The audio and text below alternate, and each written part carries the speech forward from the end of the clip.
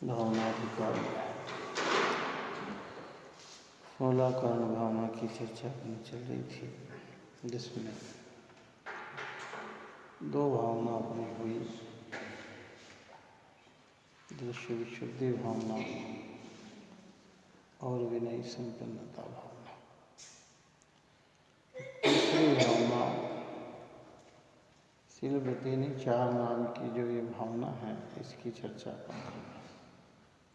अब तीसरी शीलवृत्तिनी चार भावना कहते हैं। शीलवृत्तिनी चार का अर्थ राजवार्तिक में ऐसा कहा है कि हिंसादिक 5 व्रत तथा इन 5 व्रतों को पालने के लिए क्रोधादिक कषायों के त्याग रूप शील में मन वचन काय की जो निर्दोष प्रवृत्ति है, वह शीलवृत्तिनी चार भावना है। आत्मा के स्वभाव का नाम शील है। राजवार्तिक ग्रंथ में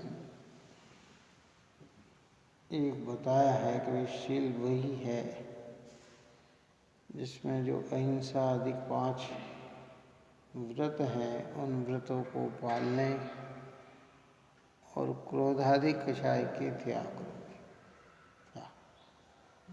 जो मन वचन काय की जो निर्दोष प्रवृत्ति है,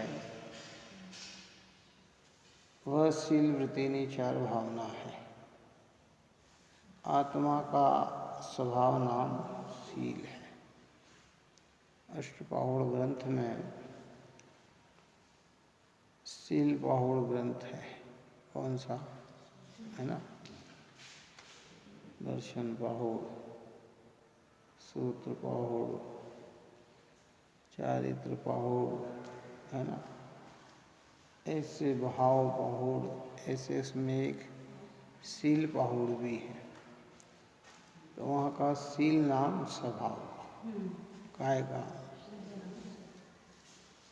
अपने स्वभाव को प्राप्त होकर अहिंसादिक व्रतादिक में जो प्रवृत्ति करता है, जो निर्दोष बने से रहता है, कहते वास्तविक तो शीलवृत्तिनी चार नामक की भावना वही है। आत्म स्वभाव का घात करने वाले हिंसादिक 5 पाप है। जो हमारे स्वभाव का जो घात करते हैं, है ना, ये हिंसादिक 5 पाप है। हिंसा, झूठ, चोरी, कुशील, परिग्रह, क्रोध, मान, माया, लोभ का परिणाम, इनके साथ विषयों की जो प्रवृत्तियां है, ये सब आत्मा की घातक प्रवृत्तियां है। क्या इससे आत्मा का क्या होता है? घात होता है। उसमें काम सेवन नाम का एक ही पाप हिंसादिक सभी पापों को पुष्ट करता है तथा क्रोधादिक सभी कषाय को तीव्र करता है। अतः यहाँ जयमाला के अर्थ में ब्रह्मचर्य की प्रधानता से ही वर्णन किया है। वास्तविकता में तो जो व्यवहारिक शब्द है शील, शील यानी संयम, ब्रह्मचर्य का धारण करना, एक व्रत देश अनुव्रत धारण करना, ब्रह्मचर्य प्रतिमा धारण करना, ब्रह्मचर्य महाव्रत धारण करना, ये है। जब निश्चय चर्चा करते हैं ब्रह्मचर्य का, जो स्वरूप अपन ने कई बार कहा है कि ब्रह्म नाम है आत्मा का, और उस आत्मा में जो चरण करता है, चर्या करता है, रमता है, वास्तविक ब्रह्मचर्य तो वही है। पर उस ब्रह्मचर्य के साथ जो काम का भाव का त्याग करता है, काम सेवन का त्याग करता है, कि वह भी ब्रह्मचर्य कहलाता है। क्यों कि ये एक ही पाप इतना बड़ा है कि इसमें सब पाप गर्भीत हैं। ये सारे पाप इसमें गर्भीत हैं। इसलिए ये पाप अगर छूटता है तो बहुल्यता से पापों से ये जीव छूट जाता है। इसलिए जैन धर्म में श्रेष्ठ व्रत ब्रह्मचर्य कहलाता है। 10 धर्मों की चर्चा में अपन करते हैं ना, आकिंचन ब्रह्मचर्य धर्म 10 सार है। ज्यों गति दुखते काड़ी मुक्ति करता है, मोक्ष में ले जाने वाले। अकेले शरीर के ब्रह्मचर्य से मोक्ष नहीं मिलता, लेकिन आत्मस्वरूप में रमणता के साथ साथ बहिरंग में भी शील की यथावत पालनता होती है, तो कहते हैं वह सबसे श्रेष्ठ सिद्ध होता। निश्चय तो खाली एक ही है। अपन ने पहले इस विषय में कई बार चर्चा की है कि जहाँ निश्चय होता है वहाँ व्यवहार नियम से होता ही होता है, लेकिन अकेला व्यवहार हो और अगर निश्चय नहीं है तो वो व्यवहार पुण्यवर्धक तो होता है, लेकिन भव काटने में, मोक्ष ले जाने में समर्थवान नहीं। वो ये इसका अर्थ ऐसा भी नहीं समझे कि साहब जब निश्चय प्रकट होगा तब हम व्यवहार पालन कर लेंगे। कि नहीं भाई, बुद्धिपूर्वक, विवेकपूर्वक, शक्ति प्रमाण एक पाप भावना से छूटना चाहिए। इसलिए इसकी सब मर्यादा होती है। जनागम के अंदर सब मर्यादा दी। अनाचार, दुराचार, खोटाचार, कदाचार, विपरीताचार से रहित सदाचार होता है। कितना ना उसमें अनाचार है, ना कदाचार है, ना विपरीताचार है। इस सबसे रहित सदाचार। सदाचार की भूमिका में आगे का धर्म प्रकट होता है। सदाचार स्वयं धर्म नहीं है। गीली मिट्टी स्वयं फल नहीं है, पर फल बीज उगेगा तो कहाँ उगेगा? कि गीली मिट्टी में ही उगेगा। आता है जैसे वो स्वयं अकेली है और बीज नहीं डाला तो उसमें कोई फल आने वाला नहीं है। लेकिन फल अगर आपने बंजर भूमि में डाल दिया तो आपका बीज भी बेकार। बीज अगर आपने बंजर भूमि में डाल दिया तो फल भी नहीं आएगा और बीज भी बेकार हो जाएगा। ऐसे यहाँ कह रहे हैं ये भाव उत्कृष्ट भाव है। क्या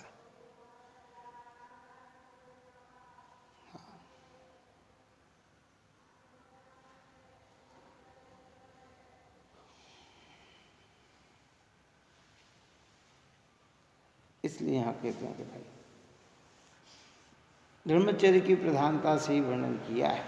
ये शील दुर्गति के दुखों को हरने वाला है, स्वर्गाधिक शुभ गति का कारण है, व्रत तप संयम का जीवन है। शील बिना तप करना, व्रत धारण करना, संयम पालना मृतक के शरीर के समान देखने मात्र है, कार्यकारी नहीं है। शील के बिना जितना भी कार्य किया जाए ना, तो कि जैसे मृतक दिखता है लेकिन उससे कुछ भी लाभ होने वाला नहीं है, दिखते हैं। इसलिए जैन धर्म में ब्रह्मचर्य का बहुत बड़ा महत्व है।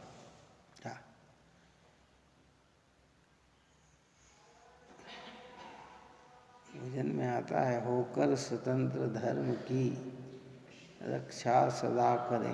भजन है ना, कौन से भजन में है ये? है हाँ, सब मिलकर आज जय कहो श्री वीर प्रभु की। है उसकी अंतिम लाइन में ये आता, होकर, वहाँ स्वतंत्रता का अर्थ ब्रह्मचर्य क्या है? धर्म की रक्षा काहे से होगी? ब्रह्मचर्य से। होकर स्वतंत्र धर्म की रक्षा सदा कर, यानी बनो निर्भय बनो, है ऐसा कि ये है। तो यहाँ भी ये बात कहना चाहते हैं कि भाई शील के बिना तप करना, व्रत धारण करना, संयम पालना मृतक के समान देखने मात्र है, कार्यकारी नहीं। शील रहित का व्रत तप संयम धर्म की निंदा कराने वाला है, ऐसा जानकर शील नाम के धर्म के अंग का पालन करो।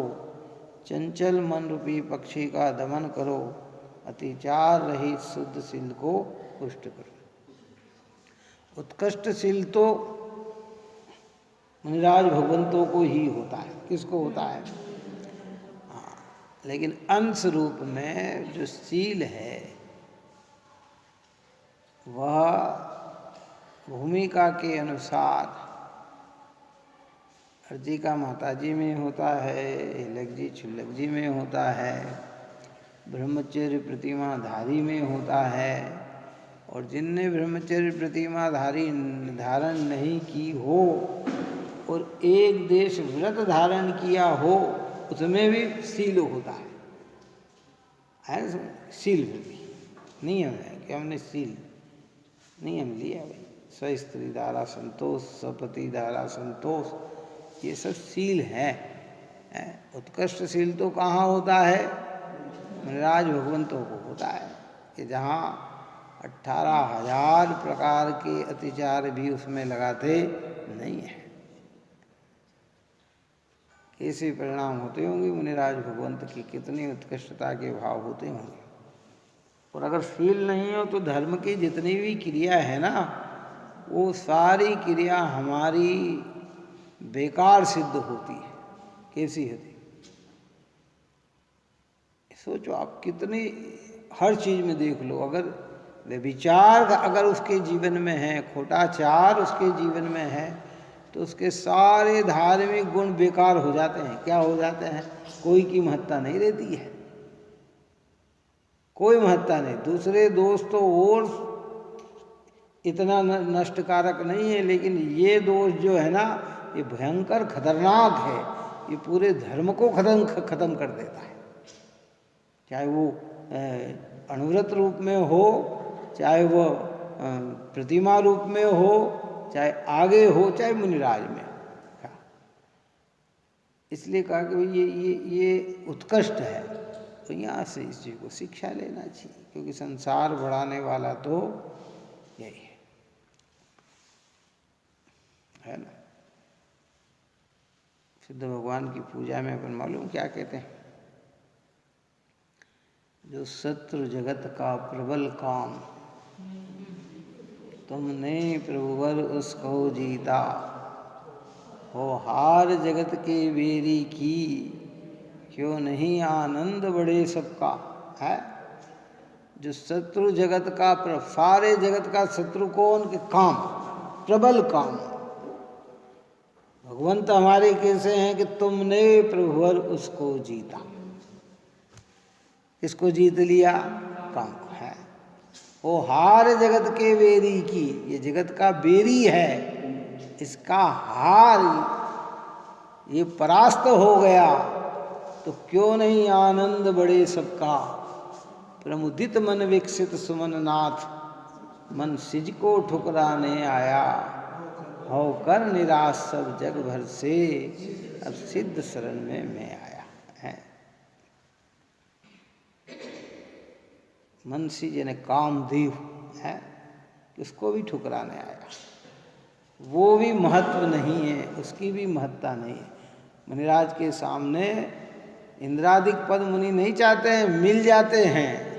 कौन? इंद्रादिक पद मुनिराज नहीं चाहते। संसार बढ़ाने वाले कोई कारण वे नहीं चाहते। जो शत्रु है उसको जितने के लिए तत्पर रहते हैं, लेकिन पूर्णता के अभाव में ये संयोग मिल जाते हैं, तो धीरे धीरे उनसे भी निकलने का पूरा प्रयत्न करते हैं। ज्ञान दशा में बहुत बहुत बहुत, इसलिए यहाँ बिल्कुल स्पष्ट भरे शब्दों में कहा कि सील बिना तप करना, व्रत धारण करना, संयम पालना मृतक के शरीर समान देखने मात्र का है, कार्यकारी नहीं। सील रहित का तप, व्रत, संयम, धर्म की निंदा करने वाला है, ऐसा जानकर सील नाम के धर्म के अंग का पालन करो। चंचल मन रूपी पक्षी का दमन करो।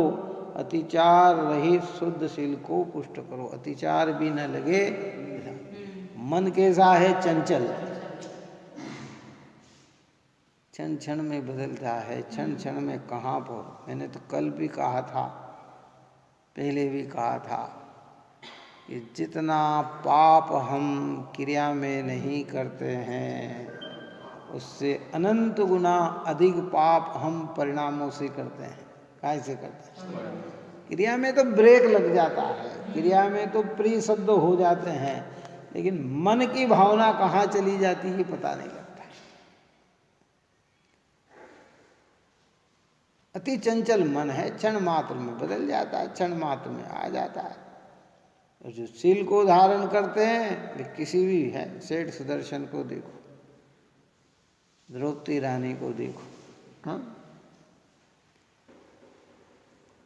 जितनी भी हमारे रैन मंजूषा को देखो, मैना सुंदरी को देखो, है जितनी सतिया हुई सब, और जितने भी महान पुरुष हुए, किसी भी प्रकार की पर संयोगता उन्हें डिगा पाई नहीं। और ये सील के साथ व्रत आदि के है तो सोने में क्या हो जाता है? सुहागा हो जाता है। और नहीं तो कब फूट जाए पता नहीं लगे, जरा सी बात हो जाए, पूरा जीवन भर व्यक्ति ने अच्छे कार्य किए हों, एक दोष लग जाए और पता लग जाए तो सारे दोष उसके कैसे, गुण उसके क्या हो जाते हैं? खत्म हो जाते हैं। अरे क्या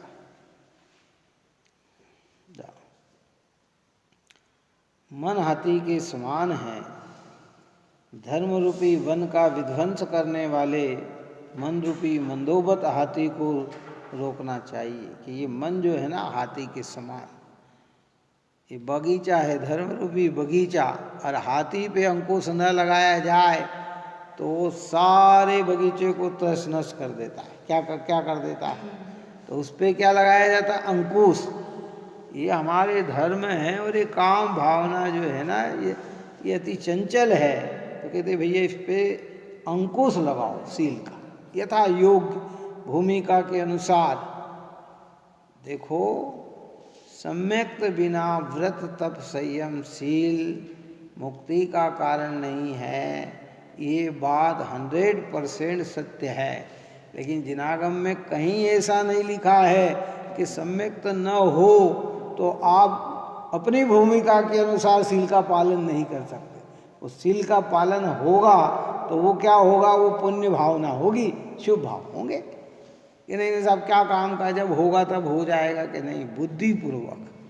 नहीं तो वो क्या है, अति चंचल मन और कुभावना से युक्त होकर इतना महान अपराध हो जाता है कि अनंत काल के लिए जिन धर्म दुर्लभ हो जाता है।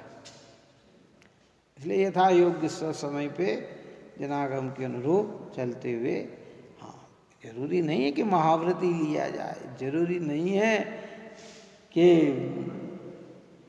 ब्रह्मचर्य प्रतिमा ली जाए, लेकिन जिस भूमिका में है उसके अनुसार स्वदारा संतोष, सपति संतोष, कि भाई ये भी तो है ना, संकल्प है कि नहीं। और कई लोग ऐसा भी विकल्प कर लेते हैं, विचार आ जाता है एक दिन की कि भैया हम जीवन में शादी नहीं करेंगे, हम जीवन में ये नहीं करेंगे। ये तो क्या उसी को धर्म मान के रुक जाता है, आगे नहीं बढ़ता है, और उसी को श्रेष्ठ मान लेता है। उसके लिए जनागम में फटकार भी लगाई है। क्या कहा? ये इससे क्या होगा, अनंत बार तुमने ये धारण किया है। वो किसके लिए चर्चा की जाती है?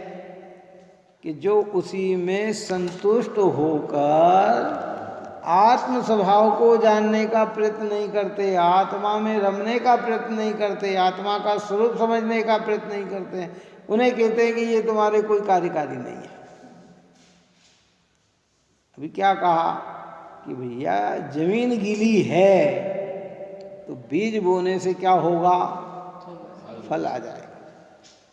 और जमीन ही अगर बंजर है, गीली नहीं है, कुछ भी नहीं है, तो कुछ भी मिलने वाला नहीं। सदाचार के जीवन में सम्यक्त रूपी बीज बोया जाता है।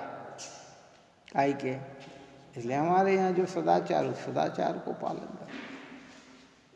हमारे यहाँ तो पूजा करने तो कितनी बड़ी है बात कही ब्रह्मचर्य की।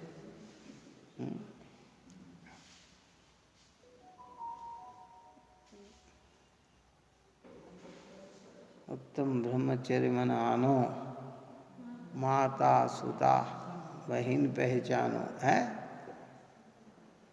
सबको दृष्टि देखो, दृष्टि में तो सबको चैतन्य देखो, और व्यवहार में जिस जिस भूमिका में जो जो जैसा है, बराबर के हैं तो बहन है, छोटी है तो बेटी है, बड़ी है तो माता के समान है, दृष्टि में खोटास्ता न आए। और ये मन अति चंचल है, इसलिए इसको रोकने का प्रयत्न करना। अभी कहा ना कि क्रियाएं तो रुक जाती है, लेकिन भाव इतने खतरनाक होते हैं, कितने खतरनाक होते हैं।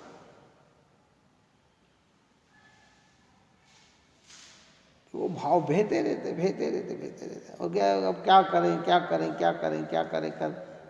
और वो ऐसा नहीं, वो भाव फिर क्या करते हैं, हमको संस्कार डालते हैं। क्या डालते हैं? संस्कार डालते हैं। वो संस्कार का उदय आता है तो उस रूप परिणमित भी हो जाता है। क्या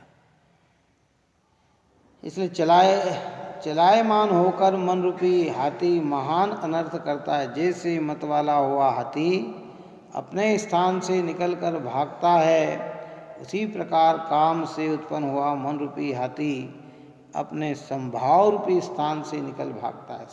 संभाव रूपी स्थान से निकल भागता है। मत वाला हाथी है, बिना अंकुश के है तो वो क्या करेगा, तोड़ेगा इधर उधर जहाँ चाहे।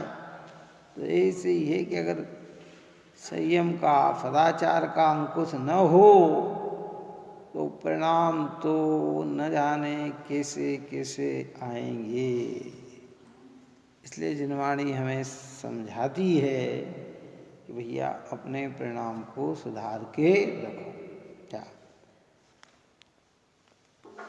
कुल की मर्यादा संतोष आदि छोड़ देता है।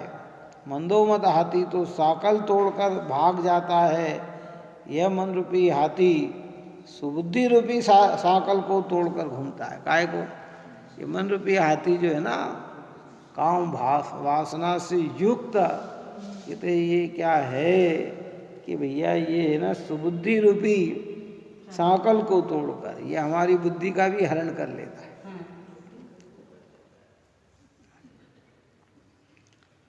इसलिए अमित गति आचार्य की सामायिक पाठ में हम बहुत ही उत्कृष्ट भावना से बोलते हैं। क्या बोलते हैं? बोलो। कभी वासना की सरिता का गहन सलील मुझ पर छाया, पी पी कर विषयों की मदिरा मुझ में पागलपन आया। मैंने छली और माया भी हो असत्य आचरण किया, पर निंदा गाली चुगली जो मुंह में आया वमन किया है। कभी वासना की सरिता का गहन सलील है। सलील का मतलब क्या? बहाव, पानी का बहाव आता है ना, तेज है। एक साहिल होता है और एक सहील। साहिल होता है किनारा और सलील होता है पानी। क्या होता है? तो भाव, कभी वासना की सरिता का भाव गहन सलील मुझ पर आया, एकदम जोरदार प्रेशर है। तो कहते पी पी कर विषयों की मदिरा मुझ में पागलपन आया। पागल हो गया मदिरा पी के। लौकिक मदिरा तो घंटे 2 घंटे 4 घंटे में उतर जाती है, लेकिन ये काम की मदिरा ऐसी है, ये बनी की बनी रहती है। इसे तो तत्वज्ञान, भेद ज्ञान, विचार जनागम का सारा लेकर धीरे धीरे धीरे धीरे इसे तुष्टिकरण करे, इसको नाश करे।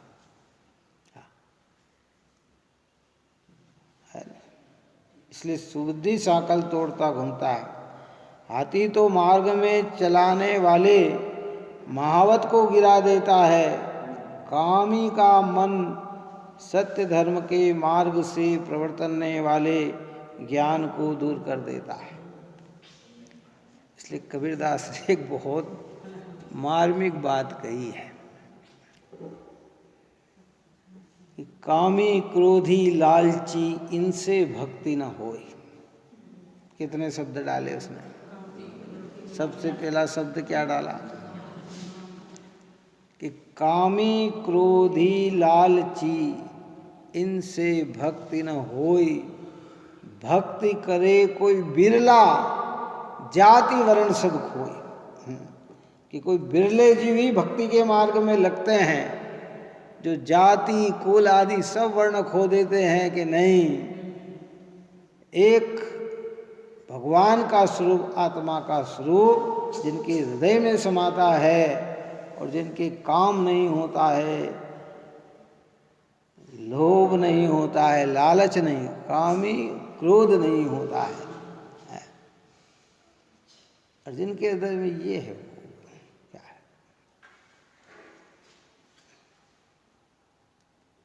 दृष्टांत मालिका में एक दृष्टांत आया, पहले भी कई बार दिया था कि एक बहुत बड़ा कवि था, अच्छा,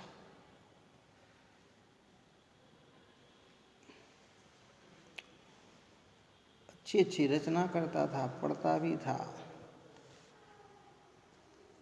एक बार उसे पढ़ने में आया, बलवान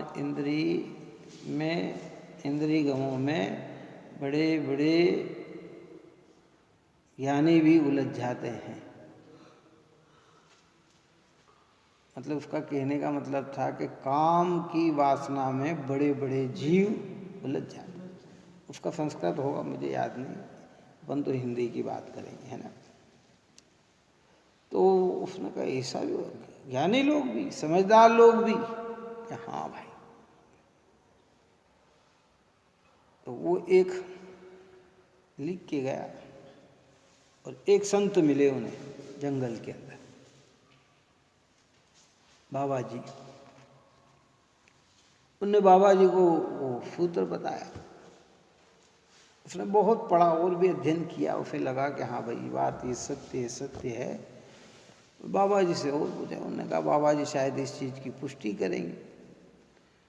बाबा जी ने कहा कि नहीं, ये गलत सूत्र है, इसके आगे से विद्वान शब्द, पंडित शब्द, ये शब्द हटा दो। बलवान इंद्री गमो ऐसा कोई सूत्र था, ये शब्द हटा दो। क्योंकि महाराज जी, अरे क्या ऐसा होता है क्या? जो धर्मात्मा लोग होते हैं, या धर्मात्मा का मतलब व्यवहारी हो, जो बाहर में दिखते हैं, ऐसा होता है क्या? नहीं, मूर्ख लोग काम में उलझते हैं, समझदार लोग कहाँ काम में उलझेंगे। तो कि नहीं हटाओ, तो ठीक है महाराज जी, अब आप कह रहे हैं तो हटा देते हैं।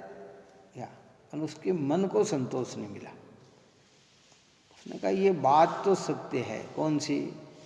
कि इंद्रियों की पकड़ में बड़े बड़े ज्ञानी भी उलझ जाते हैं,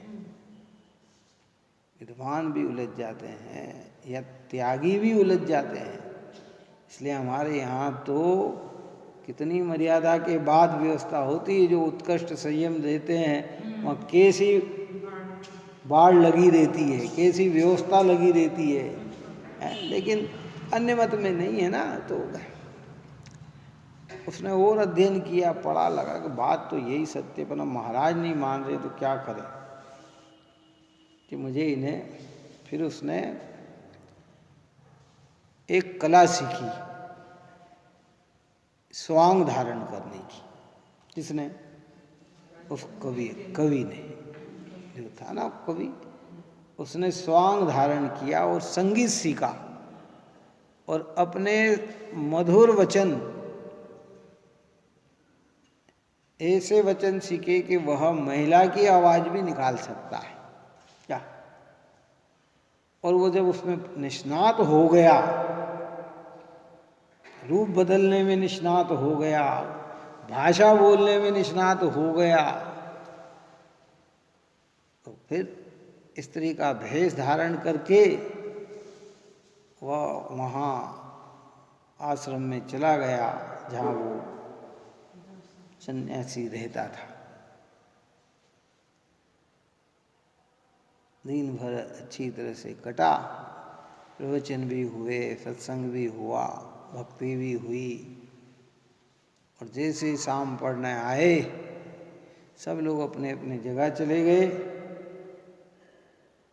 तो वो वहीं रुक गई। तो महाराज जी ने कहा, जाओ अब तुम, यहाँ हमारे यहाँ महिलाओं को रात में ठहरने का ना है। बोले मैं कहाँ जाऊँगी, मैं तो बहुत दूर से आई हूँ, बहुत इस प्रकार की उसने बात करी कि मैं तो बहुत दूर से आई हूँ, क्या सुबह तो चले जाऊँगी मैं, अभी रात तो मुझे रुक जाने दो। महाराज जी ने कहा कि भैया अच्छा ऐसा करो, वहाँ सामने दूसरी झोपड़ी बनी है, जो भी जगह है वहाँ जाके रहो, क्या वहाँ जाके रहो। वो चली गई। रात को 10 बज जाती है, 11 बज जाती है, वो मधुर संगीत छेड़ती है। कौन? उसके पहले महाराज जी जहाँ थे, महाराज जी का मतलब जो भी सन्यासी हो, दिगंबर साधु का नहीं लेना, हाँ जो थे, वो वहाँ जिस कमरे में वो महाराज थे वो बाहर की साकल लगाए, कहाँ की, और फिर संगीत चालू किया, गाना चालू किया। ऐसे गाने गाए लगे कि उसकी मधुर संगीत को सुनकर महाराज जो है वो रह नहीं पाए, बाहर आने के लिए मन मचल गया। उन्हें आवाज लगाई, बाहर आना चाहा तो दरवाजे पे कुंडी लगी हुई, कहाँ से आए। फिर उन्हें आवाज लगाई, कौन है कौन है, कौन गा रही? अच्छा अच्छा, तो कि मुझे बाहर आ जाने दो। कि नहीं महाराज जी, आप पुरुष हैं, मैं महिला हूँ, और मैं बाहर आपको कैसे आने दूँ? कि नहीं नहीं बेटी, बेटी आदि शब्द का प्रयोग किया। कि नहीं नहीं, अपन तो, मैं तो धार्मिक हूँ।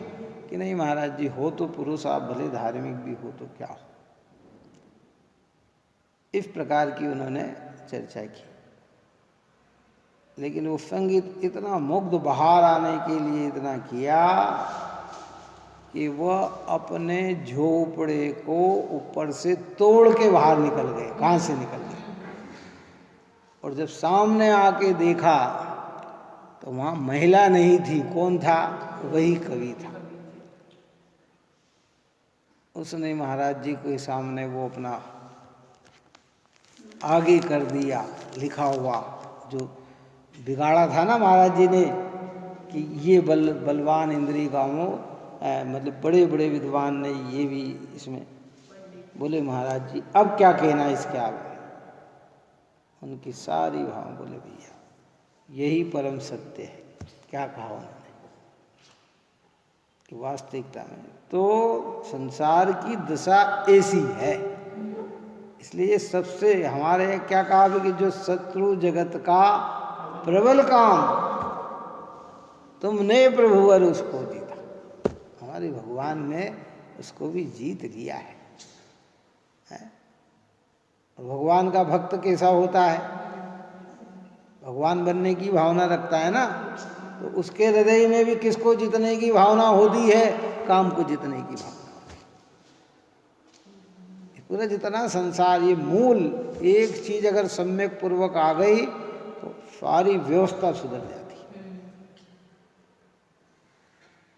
इसलिए यहाँ कहा कि मन अति चंचल, क्या कहते हैं यहाँ के भाई, है हाथी तो मार्ग में चलाने वाले महाव्रत को गिरा देता है, कामी का मन सम्यक धर्म के मार्ग में प्रवर्तने वाले ज्ञान को दूर कर देता है। हाथी तो अंकुश को नहीं मानता है, मन रूपी हाथी गुरुओं के शिक्षाकारी वचनों को नहीं मानता। किसको, कितनी बात को हो, जब काम हृदय में सताता है, भोग हृदय में सताता है, तो किसी की भी बात नहीं सुनी जाती है। क्यों? रावण का दृष्टांत है ना, किसका, कितना समझाया रावण को, बोलो, सीता के प्रति इतना आसक्त तो हो गया, स्वयं पटरानी मंदोदरी इतनी सुंदर,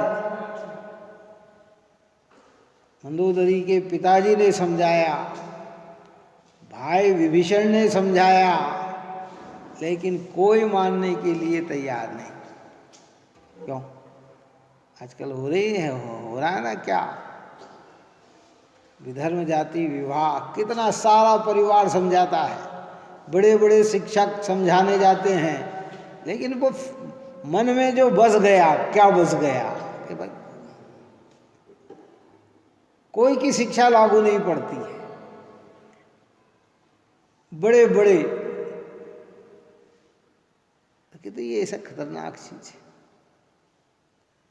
बाहर में तो कुछ नहीं दिखता भैया, इसका जो है ना, ये जितने भी एकेंद्री विकलेंद्री आदि जीव दिख रहे हैं ना, ये सब इसी परिणामों का फल है।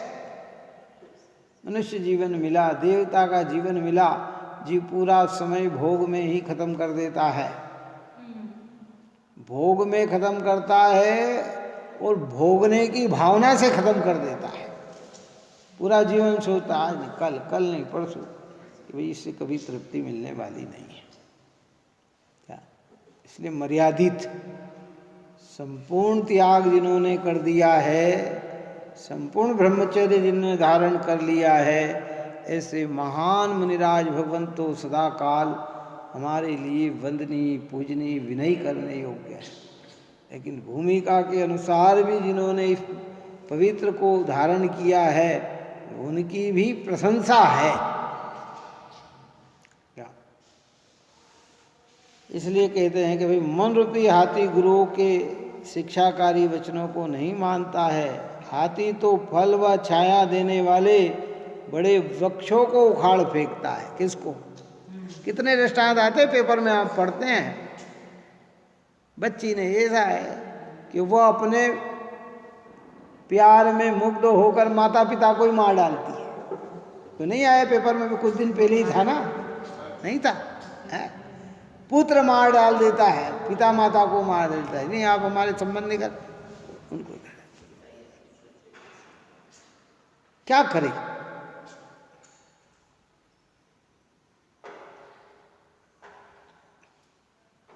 है ना? इसलिए वो हाथी जो है ना, जब उस पे मंदोमत हो जाता है, तो जो घना वृक्ष है, जो फल देता है, जो छाया देता है, उसे भी उखाड़ के फेंक देता है। उसको कोई मतलब नहीं उससे। जो हमारे निकट हमारे जीवन को सुखमय बनाना चाहते हैं, हम उन्हें भी उखाड़ के फेंक देते हैं। अरे इतना खतरनाक है। क्या? काम में उद्दीत मन स्वर्ग मोक्ष रूप फल को देने वाले तथा यश रूपी सुगंध को फैलाने वाले, समस्त विषयों की आताप को हरने वाले ब्रह्मचर्य रूपी वृक्ष को उखाड़ के फेंकता है। जिससे स्वर्ग और मोक्ष मिल जाए, उसे भी उखाड़ के फेंक देता है। इसलिए भावना को उत्कृष्ट करें। देखो चरणान योग का विषय है ये। अध्यात्म में तो एक ज्ञायक भाव को मुख्य किया जाता है। किसको मुख्य किया जाता है? हाँ, लेकिन ये चरणानुयोग है। एक ज्ञायक की मुख्यता से उस ज्ञायक का इतना रस हो कि उसमें अनित्य अन्याय के भोग भी स्वीकार नहीं किए जाए, नहीं स्वीकार किए जाए। आज इसलिए तो सीता को कितना लोभ दिया रावण ने, क्यों? आज तो अगर अजैन में शादी हो रही और कहते साहब 50 करोड़ का मालिक है तो कि कोई बात नहीं कर लेंगे, हैं? वहाँ तो 3 खंड की पटरानी बनाने का लोभ कितना, कि तुम मंदोदरी, तुम्हें पटरानी बना दिया जाएगा। और ऐसा ही थोड़ी 3 खंड का, 6 खंड का अधिपत्य चक्रवर्ती होता है और 3 खंड का अधिपत्य प्रतिनारायण होता है। प्रतिनारायण को जीतकर नारायण उसका स्वामी बन जाता है। क्या है? इतने त्रिखंडी 3 खंड का अधिपत्य, लेकिन नहीं। धवल सेठ ने कितना लालच दिया, नहीं। आज तो सब व्यवस्था ही चेंज है भैया। ज़्यादा बोलने जाओ तो क्या करें, होना नहीं, घर घर में हो गया भैया। क्या कहते हैं कि भाई कुएं में भांग, एक घर में भांग घुटी हो तो 10, और कुएं में घुट जाए तो गांव पूरा है, और नदी में घुट जाए तो शहर पूरा, क्या? और समुद्र में हो जाए तो सब सारा देश ऐसे ही हो गया। क्या कौन सुने, किसकी सुने, और किसको धर्म से प्रेम और किसको धर्म से प्रीति है? कहते भैया जैन धर्म की सुरक्षा कहाँ होगी? आप हमारा कर्तव्य मालूम कितना है? एक व्यक्ति को भी अगर हमने जैनी बनाया है तो जिनेंद्र का मार्ग चलता रहेगा, और एक व्यक्ति भी हमारे लक्ष्य से अजैन बन गया तो कुमार्ग की पुष्टि होगी। पता ही नहीं बच्चे कहाँ होगा, फिर वो क्या सीखेंगे, कौन नमोकार मंत्र सिखाएगा, कौन क्या करेगा, है? आपके धर्म कार्य सारे व्यर्थ हो जाएंगे, कौन सुने आपकी बात, है? वृद्ध अवस्था में हाथ पैर चल नहीं रहे, हम सोच रहे हैं कोई हमें भक्तामर्जी सुना दे, हम सोच रहे हैं कि कोई हमें नमोकार मंत्र का बोल नहीं पा रहे हैं, वे बोलेंगे बोलो जय श्री कृष्ण जय, है? क्यों? चाहे जैसा नाम बोलेंगे, जो उनको याद होगा वही तो बोलेंगे। क्या बोल सकते हैं बताओ, उसके अलावा क्या बोलेंगे? धीरे धीरे तो यही होगी कि जो सत्य बोलेंगे उनको सबको बाहर करेंगे। क्या करेंगे? अपराध की दशा ही ऐसी होती है, जब सब मिलके अपराधी हो जाते हैं ना तो एक निर्दोष को बाहर कर देते हैं। कौन बोले उसको? सबको डर लगने लग गया आजकल, कोई भी नहीं। अरे साहब महाराज जी सोचे, वो भी कह अपन नहीं बोलेंगे तो अपने को हार कौन देगा, अपने को कोई इस भय से नहीं बोलता है। कोई कहता है अपने को क्या है, बोलेंगे तो ये अपनी सभा में नहीं आएंगे, तो उस डर से नहीं बोलता है। क्या है? अनेक अनेक प्रकार की प्रक्रिया है, और ये समय न जाने कहाँ निकल जाएगा, फिर क्या संस्कार मिलेंगे वो सोचने की बात। विधर्मी को धर्मी बनाने वाले जैन धर्मी होते हैं, धर्म से विधर्म में चला जाए ये कहाँ का मार्ग है? ये मार्ग थोड़ी है भाई। मार्ग तो ये है कि विधर्मी है उन्हें धर्मी बना लो, है? धीरे धीरे धीरे प्रकरण बस बात हो, किसी को अन्यथा नहीं ले। ये तो जो चर्चा है वो फिर इसलिए हरने वाला ब्रह्मचर्य रूपी वृक्ष को उखाड़ दो। हाथी तो मेल कीचड़ आदि को दूर करने वाले सरोवर में स्नान करके मस्तक के ऊपर धूल डालता हुआ धूल से खेलता है। काम से व्याप्त मन सिद्धांत रूप सरोवर में स्नान करके अनेक प्रकार से ज्ञान रूप मेल को धो करके भी पाप रूप धूल से खेलता है। तो कितना बड़ा दृष्टांत दिया है। हाथी क्या करता है कि भैया कीचड़ आदि को दूर करके सरोवर में उतर जाता है पानी, और बाहर आते ही क्या करने लग जाता है, ये धूल मिट्टी आदि भी डालने लग जाता है। अब हम यहाँ जिनवाणी सुनते हैं, जिनेंद्र भगवान के निकट आते हैं, भावना भी भाते हैं। देखो जो नहीं समझते उनकी तो बहुत भार है। इसलिए जो देव शास्त्र गुरु की आराधना करते हैं, अष्टद्रव्य से भगवान की पूजा करते हैं, उनमें भी वो अष्टक में यही कहते हैं, काम बाण विनाशनाए। क्यों है, क्या काय का विनाश चाहते हैं? काम बाण का विनाश चाहते हैं।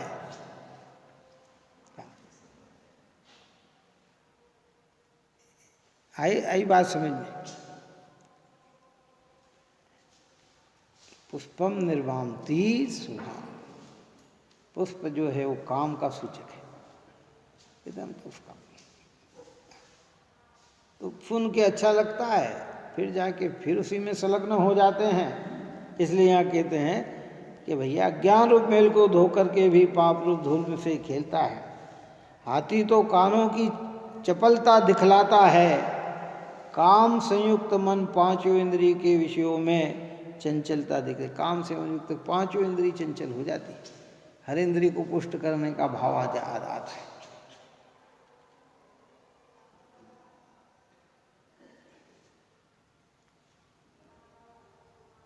हाथी को हथनी में रति करता है, काम युक्त मन कुबुद्धि रूपी हथनी में रमता है। हाथी स्वच्छंद होकर डोलता है, मन भी स्वच्छंद होकर डोलता है। हाथी तो मद से मस्त रहता है, कामी का मन रूपाधिक 8 मदों में मस्त रहता है। हाथी के नज़दीक कोई पथिक नहीं आता है, दूर ही भाग जाते हैं। काम से उन्मत्त मन के नज़दीक भी कोई एक भी गुण नहीं रहता। इतना एक गुण नहीं रहता। ऐसी पवित्र भावना है ये, देखो भाई, मोक्ष के तीर्थंकर पद को देने वाली भावना, मोक्ष की निकटता में ले जाने वाली भावना।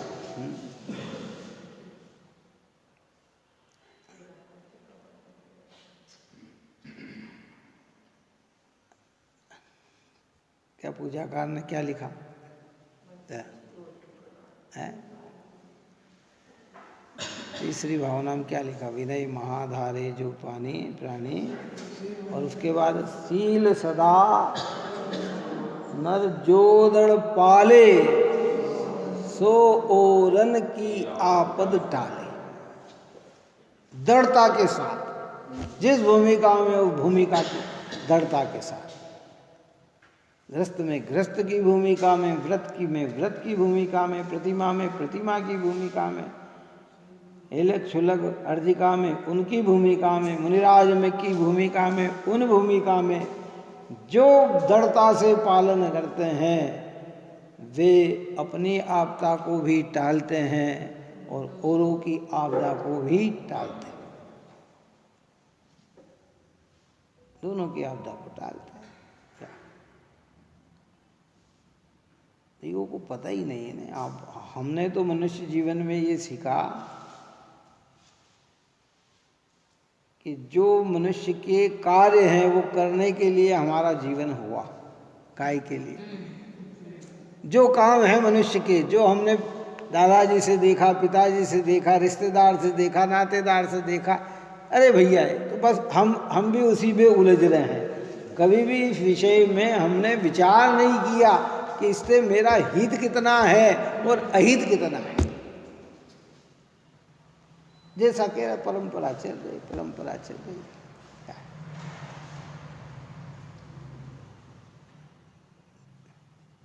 वर्तमान में तो बहुत ज़्यादा हो गया, क्या कहें भाई। जितने जिस कार्य को करते हुए लज्जा आती थी, हैं क्यों, शादी करने में भी शर्म आती थी लोगों को पहले कितना।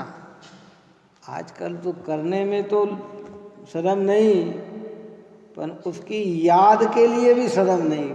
चलाए करेंगे व्हाट्सएप पे ढेर सारी आज इनकी साली की शादी की सालगिरह, आज उनकी शादी की सालगिरह, आज इनका चल रहा है, आज उनका चल रहा है। क्यों?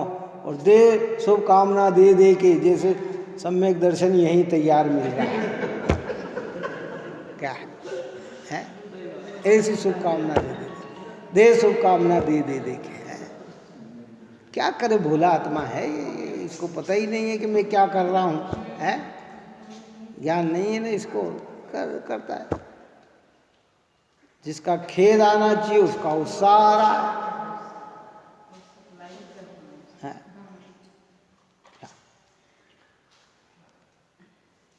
इस प्रकार की चर्चाएं की है। आगे अपना प्रकरण और भी इस विषय में चलेगा। आप और हम सभी जीव ऐसे पवित्र जिनेंद्र भगवान के निकट रहकर अपने खोटास भाव को निकालकर सत्य मार्ग में लगें, यही मंगल भावना है।